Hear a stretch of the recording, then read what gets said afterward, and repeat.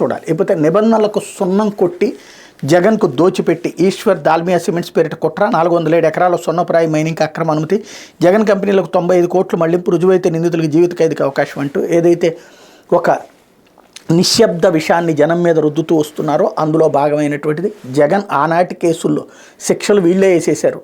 రామోజీరావుకి ఆ లెక్కనైతే కనుక యావజ్జీవ కారాగార శిక్ష జీవితకాలం వేయాలి. ఎందుకంటే ఆయన చేసినటువంటి తెలంగాణలో రోడ్లనే ఆక్రమించేసుకుని ఒక ఊళ్ళకే రోడ్లు లేకుండా చేసేసినటువంటి ఘనత దగ్గర నుంచి ఎలాంటి లైసెన్సు లేకుండా ఫైనాన్స్ కంపెనీలు నిర్వహించినందుకు, అట్లాగే ఏళ్ల తరబడి దశాబ్దాల తరబడి ఒక అమాయకులైనటువంటి వాళ్ళ భూములు నొక్కేసినందుకు ఎన్ని శిక్షలు వేయాలో, జీవితకాలం జైలు నుంచి బయటికి రాలేనంతటి శిక్షలు పడాలి. కానీ పాపం ఆయనకి అదృష్టం బాగుంది ఏంటంటే చేతిలో పత్రిక అనేటువంటిది ఉంది కాబట్టి అదే సందర్భంలో మిగతా వాళ్ళకి సంబంధించిన మాత్రం ఈ వార్తలు ఇలాగే నడుస్తుంటుంది.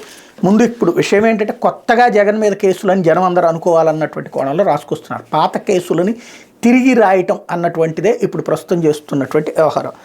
లేకపోతే విద్యార్థి నాయకుల్ని ఈడ్చి పడేశారు అంటే మెగా డిఎస్సీ ప్రకటించాలని డిమాండ్, సీఎం క్యాంప్ ఆఫీస్ ముట్టడికి ప్రయత్నం, పోలీసులు అడ్డుకోవడంతో ఉద్రిక్తత. అంటే ఇక రొటీన్గా రెచ్చగొట్టేటటువంటి కార్యక్రమాలు నడుస్తూనే ఉంటాయి.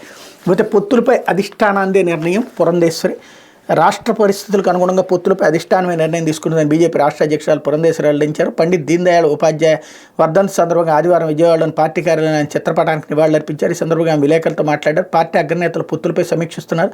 ఈ విషయంపై నాయకులు కార్యకర్తలు స్పష్టతతో ఉన్నారు. పొత్తులపై ఆధారపడకుండా పార్టీ బలోపేతం కోసం పల్లెకు పోదాం కార్యక్రమాన్ని నిర్వహించాం. మోడీ ప్రధానమంత్రి కాకముందు దేశంలో స్కాముల వార్తలే ఉండేవి, ప్రస్తుతం అభివృద్ధి కార్యకలాపాల గురించి వింటున్నామని వ్యాఖ్యానించారు. అనంతరం ఎన్టీఆర్ కృష్ణా జిల్లాలకు చెందిన పలువురు నాయకులు పురంధరేశ్వర సమక్షంలో బీజేపీలో చేరారు. ఇక్కడ అసలు విషయం చూడండి, పార్టీ అగ్రనేతలు పొత్తుల మీద సమీక్షిస్తున్నారు. ఈ విషయంపై నాయకులు